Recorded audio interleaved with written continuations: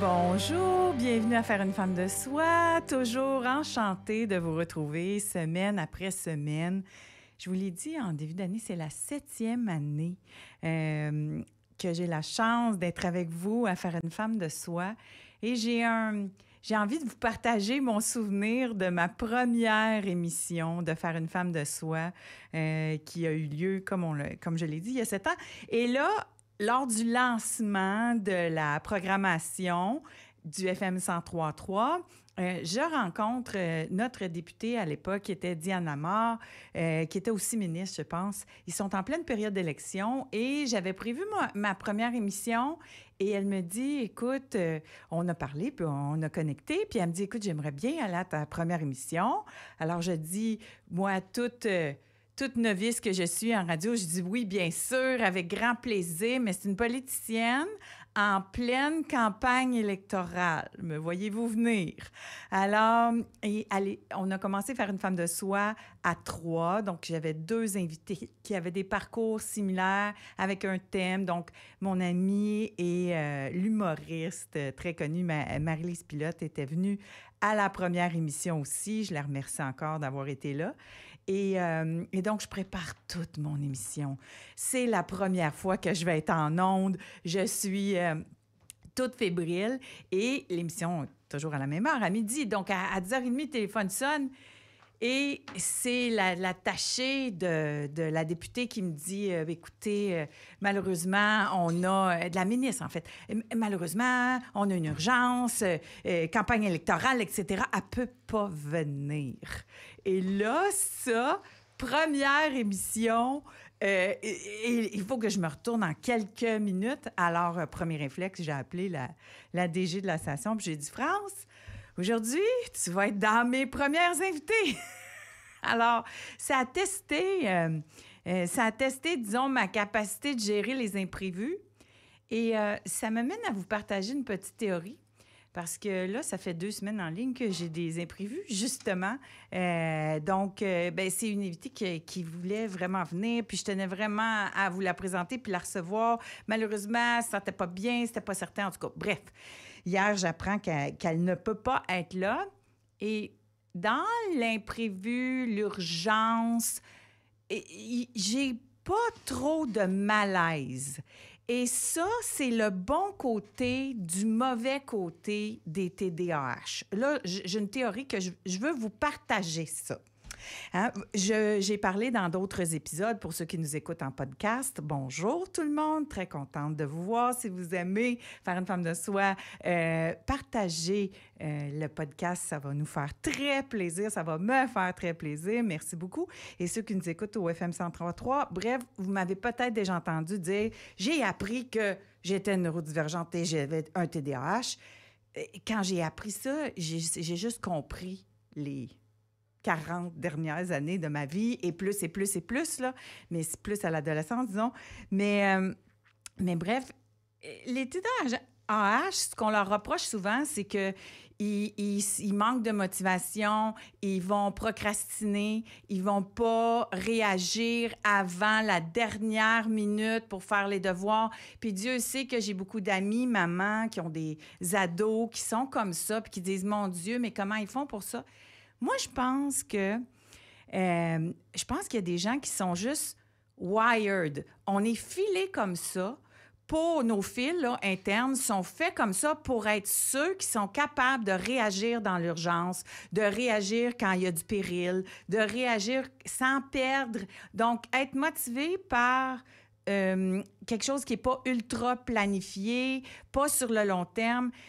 Je pense, moi, vous le savez, je l'ai raconté un petit peu ici, je me garde une petite gêne parce que c'est ma fille, mais je l'ai su parce que ma fille a été évaluée. Puis moi, je disais, pour pas qu'elle soit trop inquiète, je lui disais, moi, je suis convaincue qu'on va découvrir que la neurodivergence, chaque sorte, parce qu'il y a plein de sortes, puis c'est des zèbres, puis ils sont tous différents, mais c'est des super pouvoirs qu'on n'a pas encore appris à canaliser ou à identifier.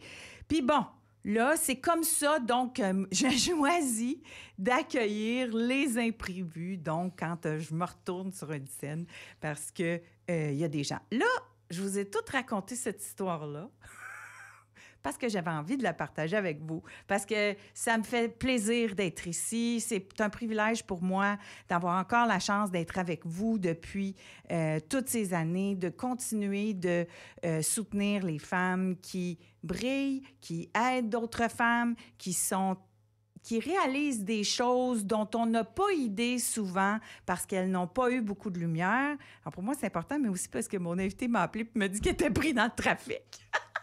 Alors, je me suis dit, je vais me garder une petite anecdote pour partager avec les gens. Et là, j'ai l'heureux bonheur de vous annoncer qu'elle est arrivée. Alors, tout de suite après la chanson, je vous présente celle que vous connaissez peut-être parce que je pense que c'est sa 3e visite à faire une femme de soi. Donc, elle est parmi les invités chouchous. On est avec Caroline Codzi, la fondatrice de la gouvernance au féminin. Et elle va nous raconter plein de choses. On va parler de la femme aussi aujourd'hui derrière l'organisation. Alors, on se retrouve tout de suite après Deux frères. Rebonjour, bienvenue tout le monde. Enchantée de revoir une de mes invitées chouchou à faire une femme de soi, Caroline Codzi. Comment ça va? Mais ça va très bien, Janie. Je suis bien heureuse de te voir, moi aussi. Et merci d'être là. Merci pour ta disponibilité. La semaine passée, quand j'ai lancé un appel à tous, on a eu la chance de se connecter et effectivement, je me suis rendu compte qu'on était dû pour un update. On était dû pour savoir comment la gouvernance au féminin va, mais aussi comment la femme va derrière, elle qui porte tant de projets depuis 15 ans maintenant. Alors, pour ceux et celles qui ne te connaîtraient pas, comment tu te présentes? Écoute, je me présente comme une femme d'affaires qui a travaillé pendant plus de 30 ans dans le monde corporatif à des très hauts niveaux. J'étais vice-présidente exécutive d'une des plus grosses firmes d'expertise médicale au pays. Et donc, j'ai pu voir de très près ce que veut dire le plafond de verre, ce que veut dire les biais inconscients, les barrières systémiques. Et c'est ce qui m'a motivée à fonder la gouvernance au féminin il y a maintenant 15 ans, effectivement pour aider les femmes, d'une part, à surmonter tous ces obstacles-là, à faire avancer leur carrière, atteindre des organes décisionnels, mais aussi, et c'est ce qui est vraiment devenu le cœur de la gouvernance au féminin, de soutenir les entreprises qui souhaitent réellement resserrer l'écart entre les genres en milieu de travail, donc via la certification parité qu'on a lancée en 2017 avec beaucoup de succès. Et donc, à quoi ça ressemble quand tu rentres dans une entreprise, donc la gouvernance au féminin, rentre dans une entreprise pour ouvrir les portes, sensibiliser? Qu'est-ce que c'est dans le concret? Écoute, dans le concret, c'est une plateforme en ligne, la certification parité, que les personnes en ressources humaines vont remplir ce questionnaire d'environ 80 points sur tout ce qui est quantitatif, tout ce qui est qualitatif, par rapport à l'attraction, la rétention des femmes, la rémunération équitable, la formation, le mentorat, et ce, à chaque niveau hiérarchique. Puis ça, c'est super important parce que des fois, les gens pensent « Ah, la gouvernance au féminin, votre objectif, c'est les femmes dans les conseils d'administration. » Oui, mais pas que, parce qu'il faut qu'on s'assure d'avoir vraiment un bassin de talents féminins qui peut progresser, un pipeline, comme on dit en anglais. Et pour ça, on regarde vraiment chaque niveau hiérarchique sur ces 80 points.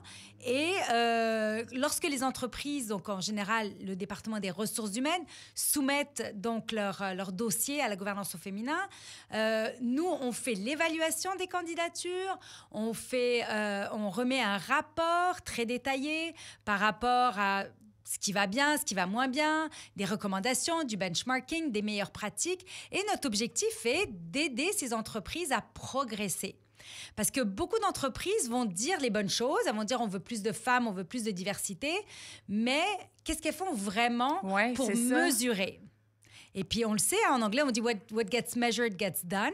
Eh bien, il faut d'abord mesurer cet écart, mieux en comprendre les origines, la magnitude, et ensuite on peut prendre action de manière concrète. Comme quoi? Comme quoi, ça va être, par exemple, voilà notre politique en termes de recrutement. Alors, c'est toujours le même gars, l'homme blanc de 45 ans, qui est là depuis 20 ans, puis qui fait le recrutement, puis on se demande comment ça se fait qu'on n'arrive pas à attirer des personnes diverses.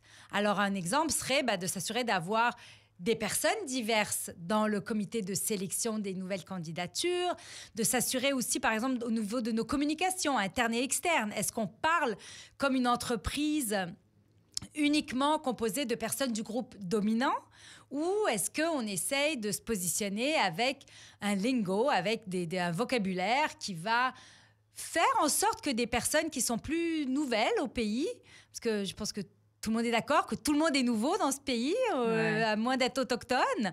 Mais il y en a qui sont arrivés plus tard et d'autres plus tôt. Donc, s'assurer vraiment d'offrir un milieu inclusif. Puis, il faut communiquer là-dessus. Puis, moi, un truc, Janie, dont je parle souvent, c'est the tone at the top, c'est-à-dire le PDG ou la PDG s'exprime comment sur ces questions-là. Est-ce que c'est vraiment quelque chose d'important personnellement? Est-ce que cette personne-là se positionne sur ces questions ou est-ce que c'est vraiment juste du late marketing puis on est en train d'essayer d'enrober le truc pour être dans l'air du temps? Donc, vous les accompagnez pour prendre des actions concrètes et est-ce que vous remesurez pour voir s'ils ont écouté vos recommandations? Parce que c'est ça, dans le fond. Ça, Janie, c'est la pierre angulaire de notre travail. Parce que ça sert absolument à rien de simplement... ça sert quand même à savoir où est-ce qu'on se situe sur le spectre de la parité, mais c'est tout, de faire la certification une fois. Mais l'idée, c'est justement de pouvoir progresser année après année.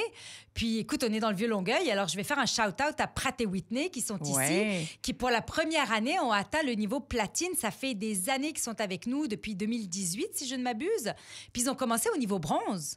Puis, ils ont travaillé, mais tellement fort pour passer de bronze à argent, à or, à platine.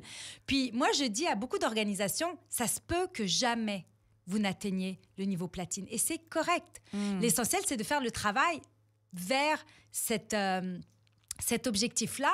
Mais il y a des milieux qui sont peut-être moins attrayants pour les femmes, etc.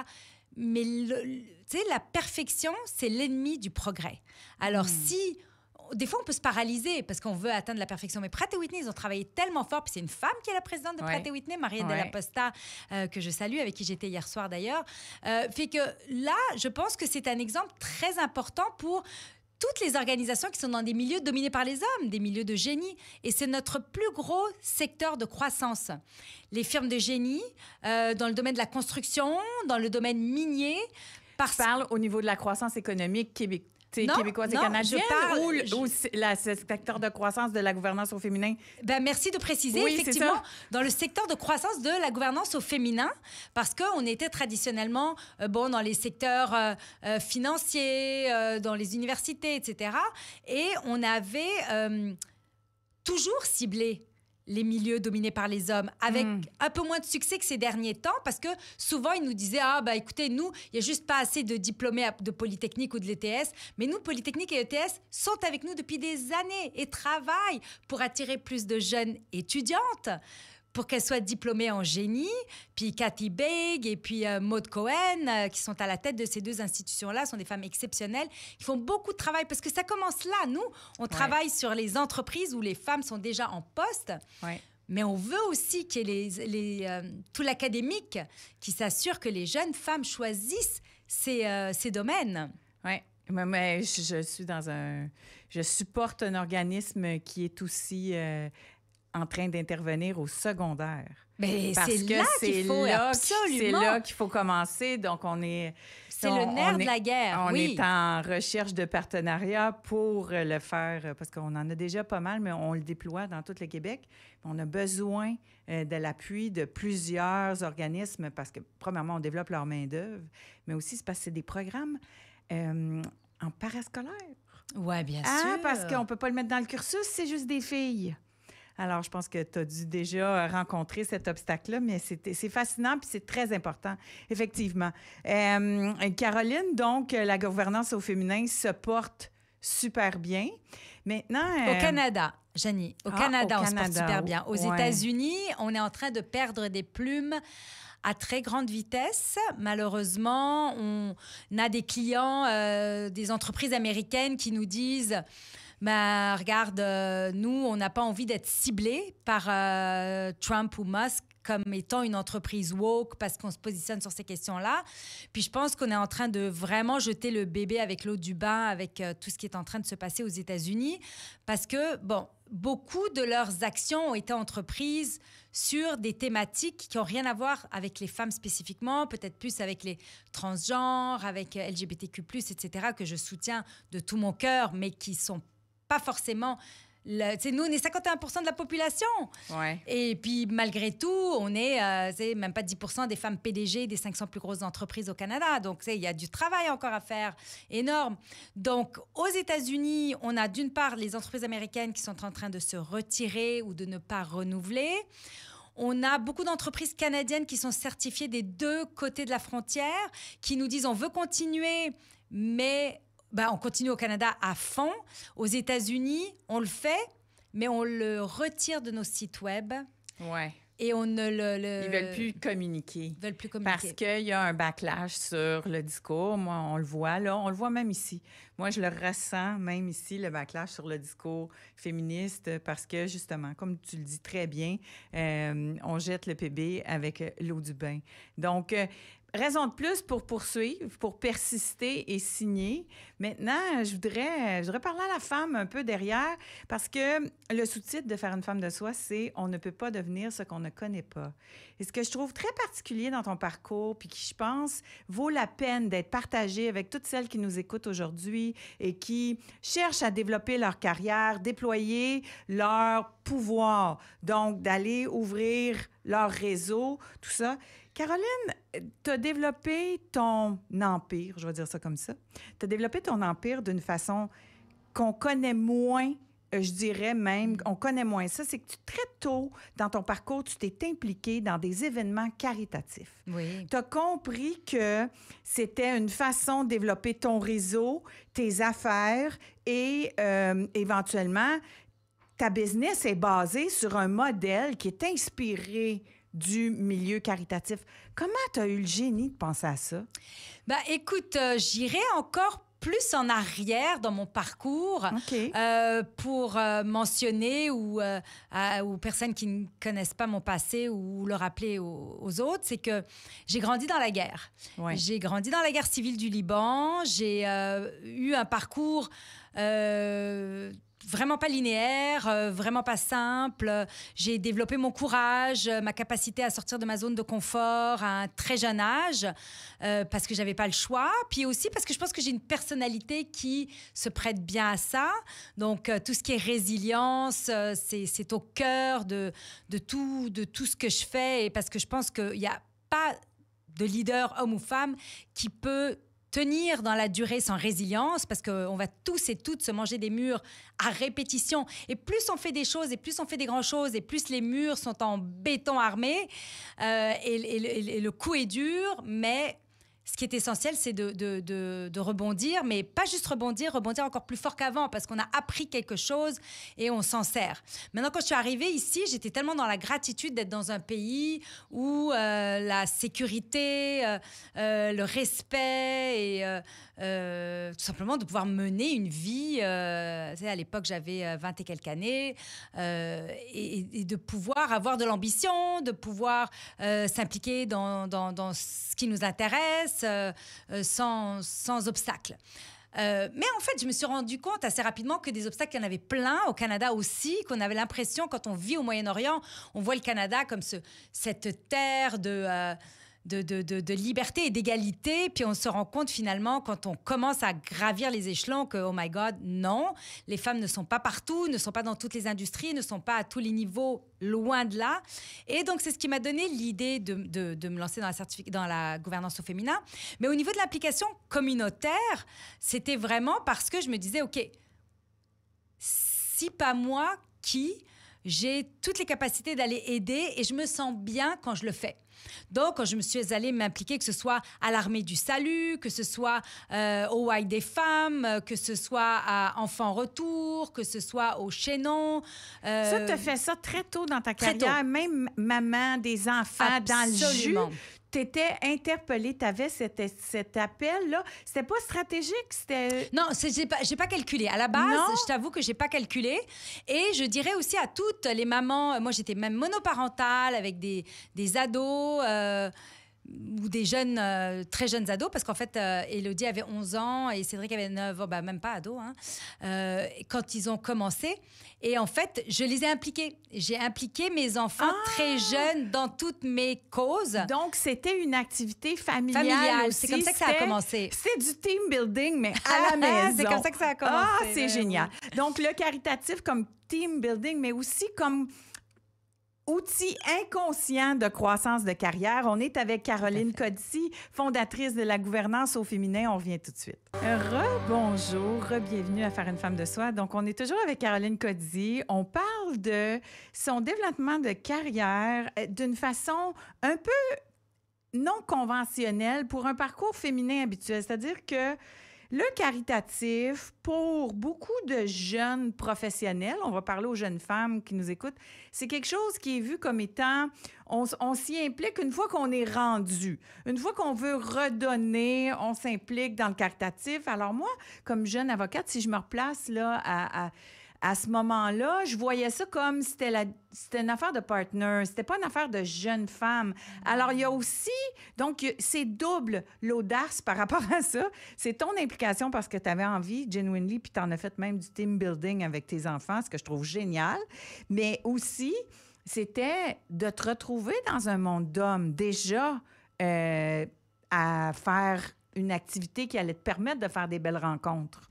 Oui, puis écoute, je trouve que ton point est très pertinent parce que c'est vrai que beaucoup de personnes pensent que en début de carrière, focus sur le contenu, sur ce que tu as à livrer, démarque-toi à l'interne de ton entreprise et les gens réalisent pas que ta valeur est souvent mesurée par ton réseau externe.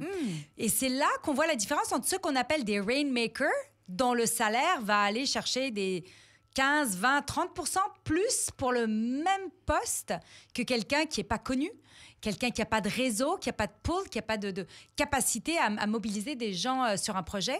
Donc, ça fait toute la différence. Et ça, c'est quelque chose que j'ai appris sur le tas, mais je m'en suis vite rendu compte parce que je me retrouvais effectivement avec des gens qui étaient comme ce que tu décris, c'est-à-dire des associés dans des gros cabinets d'avocats, des VP dans des grosses banques, etc., qui se sentaient un peu obligés de redonner au suivant. Puis, c'était devenu mon cercle. C'est devenu des gens qui disaient « Ah, je l'aime bien, elle est allumée, elle fait beaucoup de choses, elle fait ce qu'elle dit ce qu'elle fait, puis elle est sincère, puis etc. » Puis ces gens-là, mais m'ont propulsée, ont vu ma bienveillance, ma sincérité, mon authenticité, parce que tu peux pas faire croire que tu veux t'impliquer dans la communauté puis faire la bonne chose, etc., si t'es pas sincère là-dedans. Les gens le remarquent très rapidement. Ouais. Donc, à partir du moment où les gens apprécient ta candeur, apprécient tous les efforts que tu mets pour aider une organisation à atteindre ses objectifs et tu le fais complètement de manière altruiste, les gens veulent t'aider. Et c'est là que je me suis rendu compte que, mon Dieu, je recevais tellement d'amour et tellement de propositions et d'offres et d'aide. Donc, ça a accéléré ta carrière, probablement. 100%. Ça t'a ouvert des portes, des opportunités. Ça t'a fait connaître de gens qui ont vu ta compétence, même si c'était pas dans le cadre d'un travail, c'est dans le cadre d'un bénévolat. Mais tu as pu te permettre, donc, toutes celles qui nous écoutaient, là, qui se demandent, qui cherchent comment arriver, mais s'il y a une cause qui vous interpelle vraiment, s'il y a quelque chose que vous avez envie d'aider à résoudre ou de contribuer, c'est une bonne piste. Maintenant, j'ai le goût de parler à la femme. Donc, Caroline, ça fait longtemps que je suis son parcours, puis j'étais allée faire son portrait quand mon premier site a vu le jour à l'époque. Donc, je vous raconte un peu l'histoire. C'est donc une femme, elle vous l'a dit un petit peu au début, elle est née à Beyrouth. Il y a eu la guerre. Elle s'est en allée. Elle a dû partir en France toute seule, sans ses parents, se débrouiller là-bas.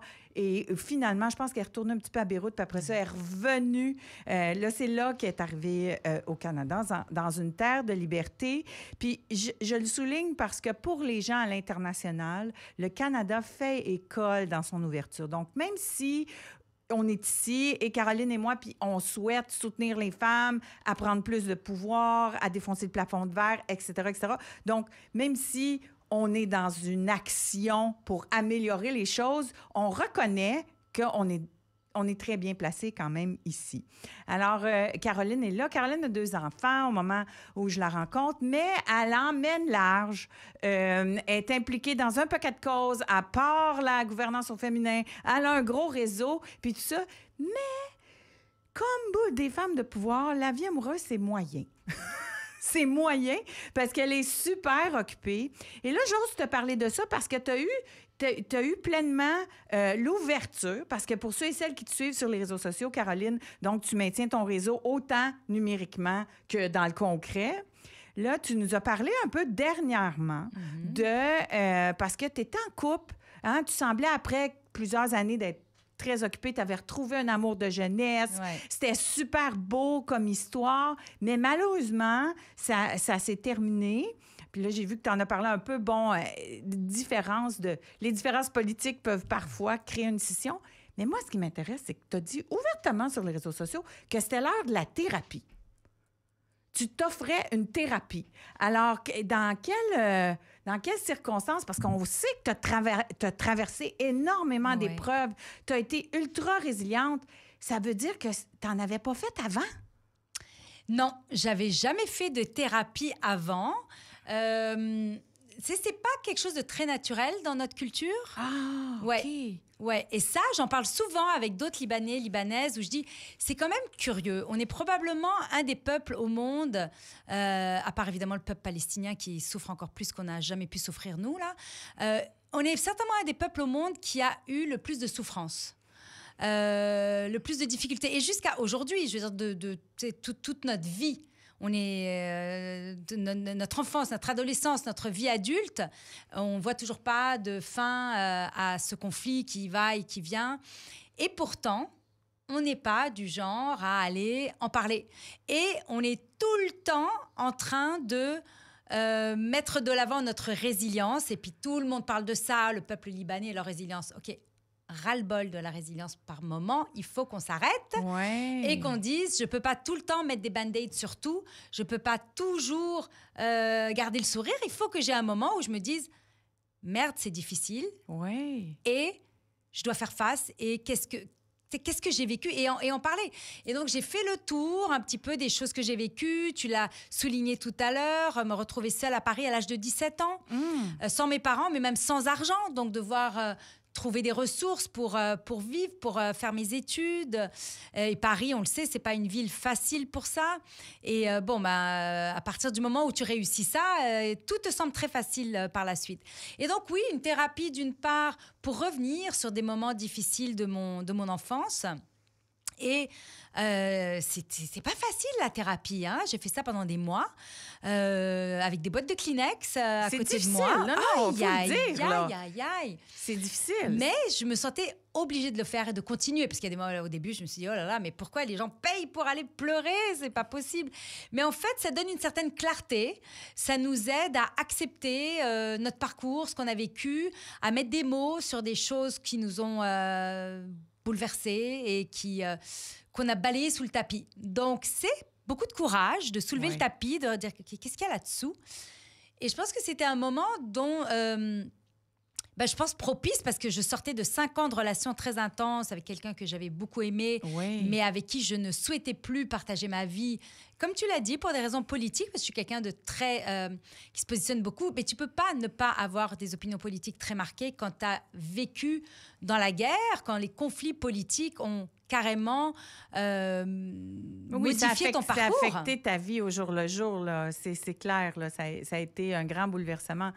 Mais donc, c'est d'aller décider de revivre ces émotions-là. C'est encore une fois énormément de courage. Mais je pense que c'est essentiel. Donc, c'est vraiment essentiel parce que si on n'a pas géré les émotions, c'est elles qui vont commencer à te gérer à un moment donné. Oui, puis moi, ce que je disais à ma psychologue, c'est que je pense que tout le monde devrait faire une thérapie à un moment ou à un autre. C'est sûr, moi, j'ai vraiment attendu le moment où j'en ressentais le besoin. Et c'est drôle parce que... C'était quoi le déclencheur? Voilà, parce que tu as tellement... Moi, ce que je perçois, c'est qu'au départ, après les blessures, après les difficultés, aider les autres, ça a aidé à apaiser. Hein? Probablement ton parcours. Donc, d'aider les autres, mais aider les autres, c'est s'oublier aussi, c'est oublier ses propres blessures. Et à un moment donné, nos blessures nous appellent et nous disent « Prends soin de moi aussi ». Écoute, ça? mon élément déclencheur, ça a été ma séparation parce que ça a été une décision extrêmement difficile. Puis, faut pas croire que la personne qui part, c'est facile pour elle. Ah non. OK, c'était tout aussi difficile, peut-être même plus, parce que j'avais le choix de dire « Ah, ben non, finalement, je reste. Donc, c'est dur de garder le cap. Et bon. Donc, ça a été l'élément déclencheur. Puis, je te dirais que finalement, ça n'a même pas pris 20 ou 25% de nos discussions. Parce qu'assez rapidement, elle m'a dit, écoute, je pense que tu t'es fait une raison, puis que tu as pris ta décision en connaissance de cause, puis que tu n'es plus en questionnement par rapport à ça. Mais là, explorons d'autres facettes de ce qui te perturbe et de ce qui t'a forgé. Et c'est là que les Kleenex sont sortis. Pas du tout quand tu parlais de ma séparation, parce que j'étais quand même assez pragmatique face à cette séparation qui, au bout de 5 ans, ça faisait un bout de temps que je n'étais pas heureuse, puis que je me disais, il faut que je sorte de là. Et en fait, ce qui était beaucoup plus en ébullition, et ça, je ne m'en rendais pas compte jusqu'à ce qu'elle m'en parle, c'est quand elle m'a dit, parle-moi de ton enfance, parle-moi de la première chose qui t'a bouleversée ou qui t'a marquée. Et là, je te parle et ça me donne de l'émotion.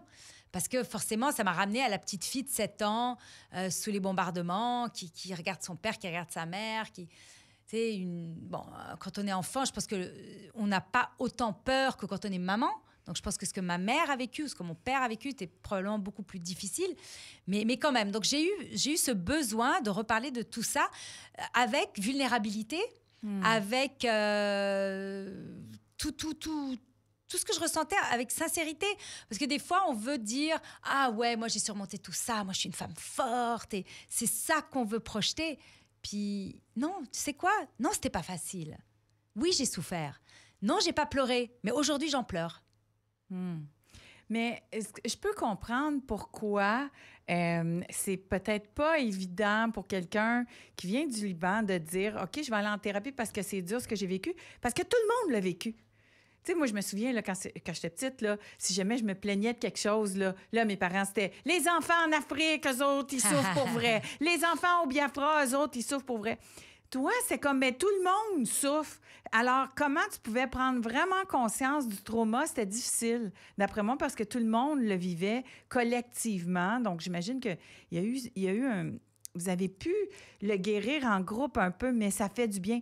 La décision d'en parler publiquement, c'est une autre grosse décision.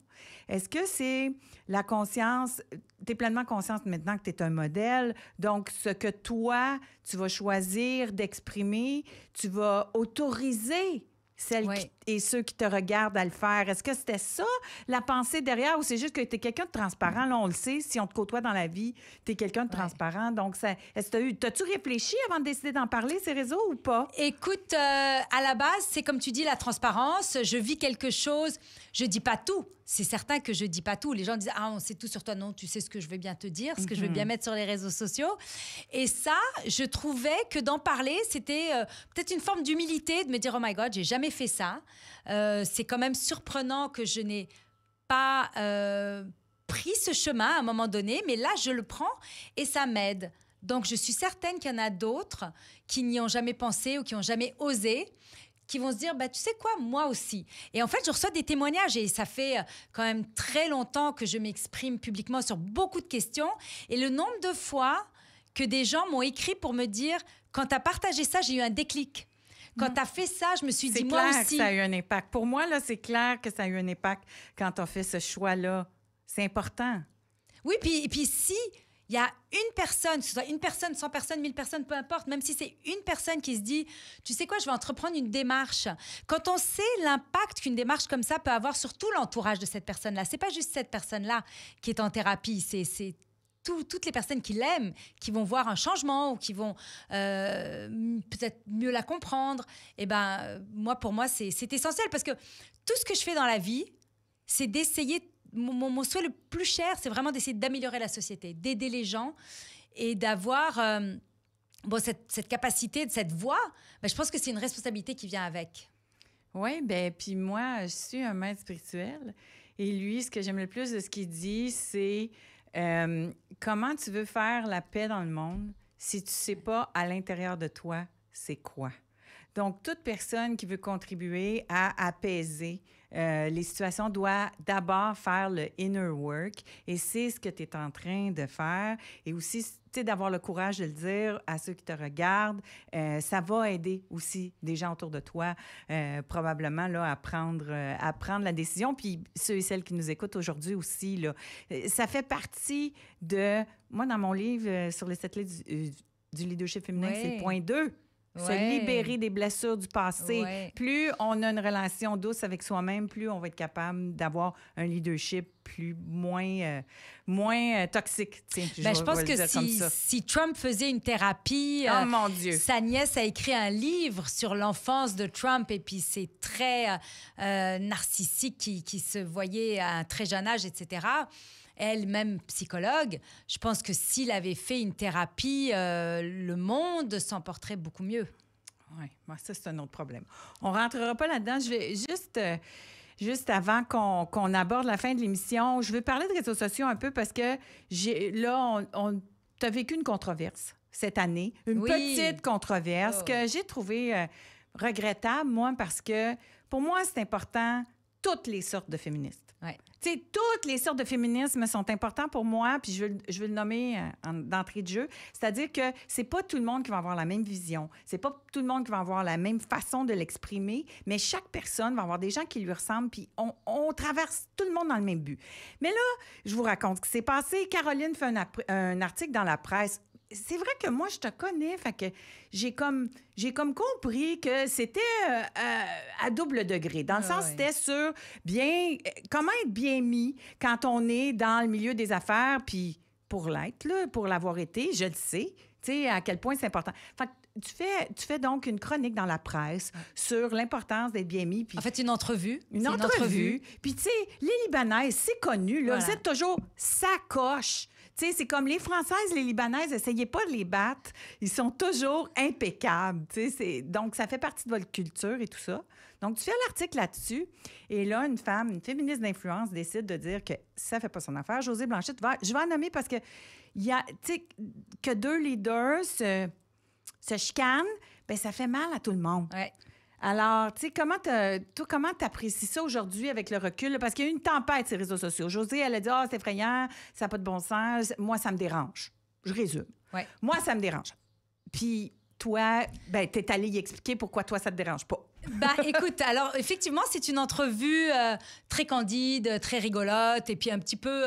bon, tu sais, on est allé un peu dans l'extrême pour faire le point de l'importance du premier regard, de la première impression, et que dans le milieu des affaires, c'est sûr que post-Covid, il y a beaucoup de gens, incluant moi, qui se sont mis à s'habiller un petit peu plus relax, baisser les talons, etc. Mais en même temps, moi, ce que je disais, c'est que si tu as un rendez-vous important, une entrevue importante, etc., il y a un certain décorum, et puis mets toutes les chances de ton côté, parce qu'il y a plus de chances que la personne apprécie que tu arrives en tailleur-talon que d'apprécier que tu arrives en jogging suit. C'est-à-dire, c'est évident si tu veux rentrer dans une grande banque ou une société, etc. Donc là, cet article-là, puis on rigolait aussi avec les journalistes qui étaient venus exprès me voir dans une tenue très décontractée, puis qui me demandaient qu'est-ce que je pense de leur tenue. Puis je disais, écoute, si c'est samedi matin puis que tu vas juste au supermarché, moi, je ne m'habillerai pas comme ça, mais toi, tu peux, mais là, tu viens me voir. Mais c'était dans la provoque, mais bienveillante. Oui. L'article était bienveillant. L'article était vraiment de donner des conseils. Et dans l'article, on disait clairement que, tu sais, c'est pas pour tout le monde, ça dépend de ton milieu d'affaires. Et ça, c'était très clair. Tu sais, de dire, écoute, si t'es quelqu'un qui... Moi, j'ai une fille qui est avocate en cybersécurité. Quand elle est en train de travailler en hoodie et en jean déchiré, c'est bien correct. Elle va aller voir ses clients qui sont des grosses entreprises. Elle va mettre des talons et un tailleur. Elle le sait. Voilà. Et j'ai parlé aussi, effectivement, comme tu disais, de mon passé, du Liban, des attentes qui sont très élevées sur les femmes libanaises, etc. Donc là, qu'est-ce qui se passe? C'est que la personne que tu mentionnes a mis l'article en disant vraiment quelque chose de très méchant, comme quoi, mais qu'est-ce que c'est que ça? Elle a cassé et l'article, et les journalistes, et moi, voilà. Mais elle n'a pas eu le courage de me taguer. Elle ne m'a pas taguée. Elle a juste mis ça avec critiques virulentes. Et là, alors on a témoigné de vraiment un lynchage. Alors plein de femmes qui arrivaient là-dessus. Ah ouais, là ceci, cela, bref, enfin sans répéter les trucs, mais des commentaires, mais horribles, qui déformaient totalement mes propos, ce qui était complètement absurde. Mais comme c'était sur Facebook, l'article n'était pas là. Fallait donc prendre le temps de faire la recherche. Donc clairement, des gens qui n'avaient pas lu l'article, mais qui avaient envie. Et c'est là que je me dis, mon Dieu, la solidarité féminine, waouh, qui avait envie de participer à ce lynchage public d'une personnalité publique envers l'autre. Et tout d'un coup, quelqu'un de bienveillant m'a tagué en disant, ben voyons, mais qu'est-ce qui vous prend ?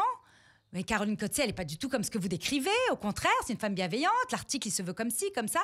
Et là, pouf, il y a eu un élan de solidarité avec des femmes qui venaient dire « Ah ben bravo, Josée, c'est comme ça que tu penses que c'est une leader qui se positionne. C'est pas cool ce que tu fais. » Et donc là, il y a eu un mouvement inverse. Et là, quand il a commencé à y avoir plein de femmes qui l'a critiqué, eh bien, et moi qui abondais dans le sens évidemment de ces femmes-là... Oui, parce que t'es allée te défendre, là. Ben oui. Hein, c'est sûr, c'est voilà. ça. Je suis allée me défendre. Moi, je fais pareil. Mais qu'est-ce qui est arrivé? Quand ça arrivé? m'arrive, je fais pareil.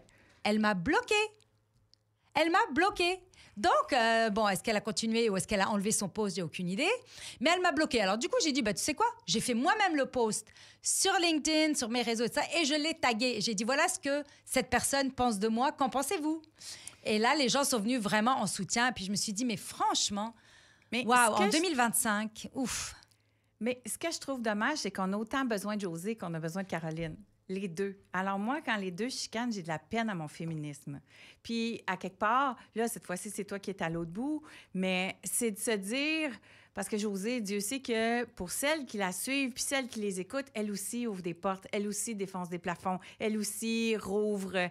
Mais justement, il y a des enjeux qui sont... Tu sais, on partage pas toutes le même point de vue, mais chacune, pour moi, est essentielle. Puis cette espèce de vieux réflexe de de mettre les femmes en compétition, je pense que c'est... Je sais pas qu'est-ce que toi t'en penses, mais est-ce que c'est causé par le patriarcat? C'est-à-dire qui fait que... Parce que pendant longtemps, dans les cercles, il y avait juste de la place pour une femme parmi les boys.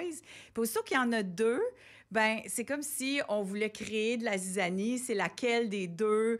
Donc, et ça, c'est un sport que les gens aiment, des femmes qui chicanent. Regarde les Real Housewives, il y en a partout dans toutes les villes américaines. Puis ce qui fait les frais de ça, c'est de la zizanie au féminin. Puis les gens aiment ça. Puis est-ce que tu sais, c'est ça, est-ce qu'on est conditionné à chicaner? Non, moi, j'y crois pas. Moi, je crois que ça, c'était une erreur de sa part. Il n'y a rien qui justifie. Regarde, tu lis un article et il te plaît pas. Mais Caroline, c'est pas la première fille qui va chialer contre une autre fille. C'est pas la première leader qui va chialer contre une autre leader. Moi, la raison pour laquelle j'ai pas voulu m'associer, être aucun mouvement, c'est que ça me tentait pas d'être dans la ligne de tir. Hein? Puis à l'époque, il y en avait beaucoup parce qu'il y avait peu de financement disponible. Donc, il y avait beaucoup de... Tu sais, les gens tiraient à couverte parce qu'il manquait d'argent. C'était pas une question de telle fille qui chicane avec telle fille, c'était une question d'argent. Alors, moi, j'étais capable de voir ça. Je me dis, pourquoi on s'adonne encore à ça? Mais moi, j'ai pas vu ça beaucoup. Je t'avoue. Ces derniers temps, certainement pas. Dans le temps, oui. Et en fait, quand j'ai commencé, il y a 15 ans, quand j'ai fondé la gouvernance au féminin, il y avait la plupart des femmes qui disaient « Waouh, c'est génial, merci de faire ça, etc. » Puis il y en avait qui cassaient ça en disant « Mais c'est quoi ça? Mais on s'en fout. Mais elle va se planter. » Puis je me dis « Mais... » Et en fait, je pense qu'il faut tout simplement... Il faut être faite forte. Moi, je prends rien personnel. Franchement, ça glisse sous l'échine de mon indifférence, des trucs pareils, là. Je me défends, je dis ce que j'ai à dire, etc.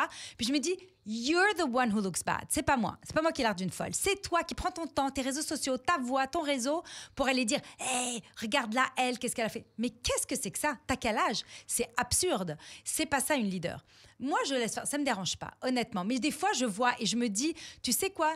Si j'étais plus jeune, moins connue, etc., elle aurait pu me détruire. Et quel est le but derrière ça? Et c'est ça que je n'arrive pas à comprendre.